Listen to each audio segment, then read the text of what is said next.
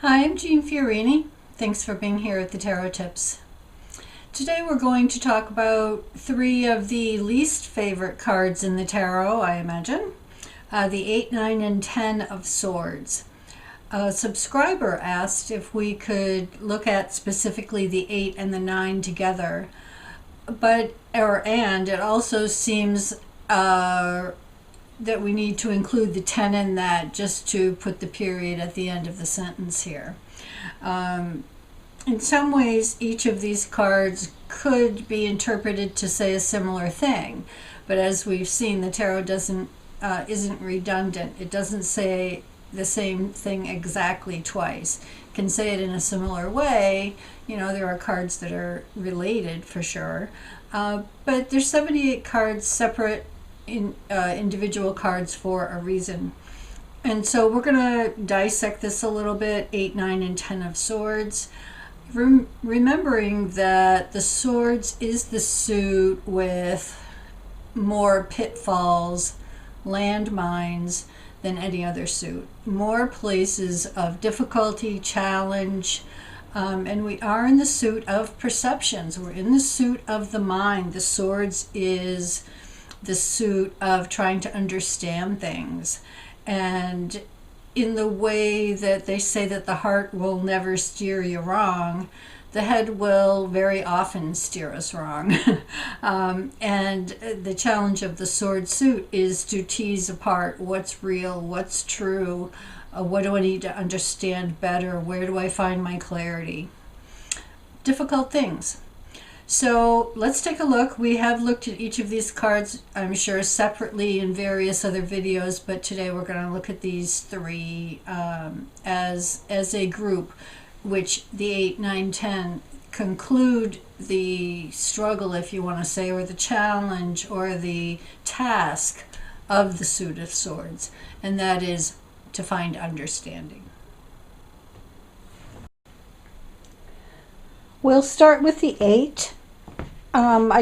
When this card shows up in a reading, I often say to people, well, there it is. That's the most common card that comes up in a reading. People get it all the time for various different reasons. And the 8 of Swords is about not really knowing what the right decision is, not really being clear about which direction to move. What is the correct choice? What's my best choice? What's my best move? Anything I do, I can't see the right answer. I feel like any move I make is going to be treacherous. My will, shown by the red, my desires, my creativity, my life force is all tied up by swords, by how I'm thinking, by how I'm perceiving. So in some ways, this card tells us what the problem is. It says you're perceiving, if you're stuck, it's because you're not seeing something, or you're perceiving the situation in a way that isn't quite accurate. So this card can encourage us to try to look at things differently, to maybe ask our friends, if you were in my position, what would you do? We need a new perspective here. We need some new input that within our own realm we can't seem to manage. Or we need to bust out of perceptions and let the will, let our impulses create a new path out of a dilemma. So this card, I think, is really, it can be frustrating, but it also can be very helpful, because it says, all right, you've got some creative options here. That's why the woman is dressed in the red. But she can't really see the best thing for herself, and she's really wrapped up in her head. So stuck. The person is stuck. The other thing that this card can mean is, if you're really not sure about your next move, it's okay to not decide. You know, and then we get into, well, how long have I been in this position of inertia and stuckness and in the quagmire of my options here. But, you know, keep that as an option for possible interpretation here, that if there doesn't seem to be any good options right now, maybe it's okay to just stay put and hopefully things will clear up. So eights in general in the tarot talk about transformation. So something wants to change here, but the thing that is stopping it is the concepts, the precepts, the expectations, sometimes the shoulds and the can'ts. That'll never happen. I can't do that. They won't help me. I don't see how that can work. All those kinds of statements are included in the Eight of Swords. Nine of Swords. So we take one more step. We take one more step into, okay, if I thought I was stuck here, now I am really paralyzed. Not literally, hopefully. The Nine of Swords, look how it went from, all right, I have some will, there is some daylight here. Here the person is totally overwhelmed. There's no light. Light in the tarot being awareness, consciousness, some sort of idea, you know, some sort of awareness. Total darkness here. Still not looking, head in the hands. Now I am really overwrought. Now I am really anxious. I maybe have a headache. You know, all these swords are weighing down on me. All these swords, all of these responsibilities, all of these worries, concerns. We have the weight of the world. If you look carefully at this card, you'll see embroidered here are the astrological signs. Here we have a battle scene showing, you know, something to the death here. So there's a whole lot of responsibility that person is carrying. Nine of Swords. And sometimes the card says, man, you are really at your wit's end. You are really struggling mentally. This is the kind of thing that can cause sleepless nights, really that can put people in the close to cracking zone. A lot of anxiety, a lot of responsibility, no way out kind of a feeling here. The positive side of this card is, you know, taken out of context and just as a card that we might pull in response in a reading. Sometimes the question is, what is your worst fear? What are you most worried about? How do you need to maybe look at that? How do you need to pay attention to what's been nagging at your mind? What is the recurring thing that you find yourself worrying about? How do you need to look at that or look at that differently?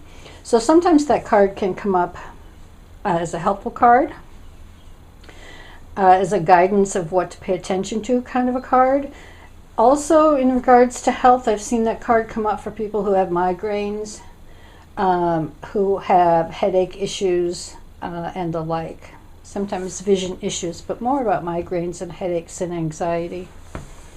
So it's this card amplified, really. Whereas here we might have a sense of choice, but we don't really like our choices or feel confident in the choice.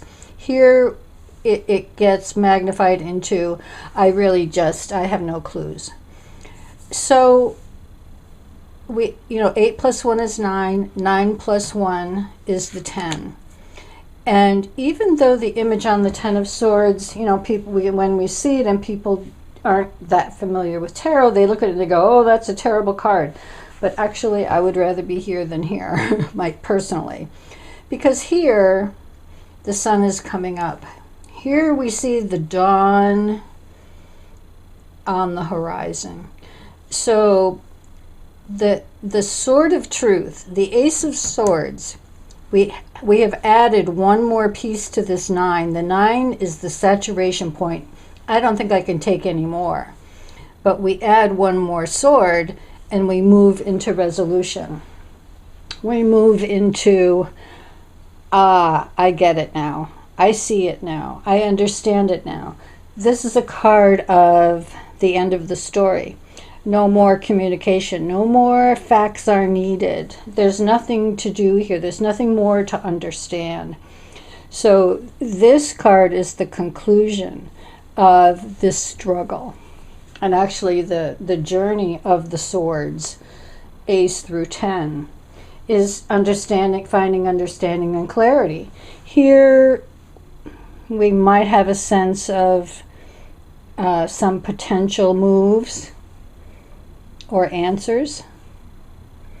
Here we really are in the dark, literally.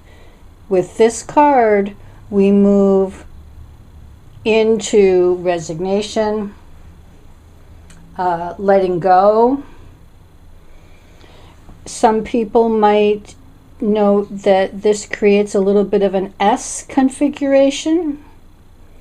Tens are always going to be about returning to the source or some sort of revitalization or conclusions and beginning again.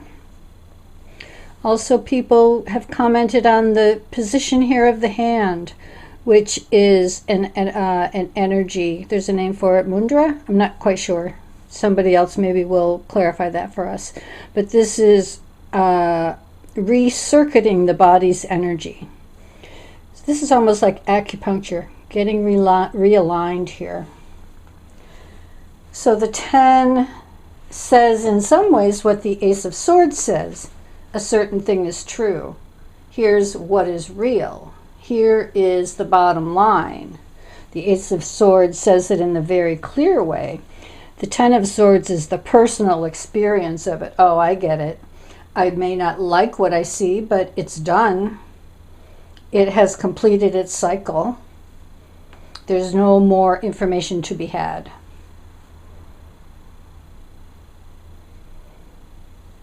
Sometimes it's really helpful to lay out each of your suits, Ace through 10, and look at the story. Look at the way things progress from 1 to 2 to 3, all the way through.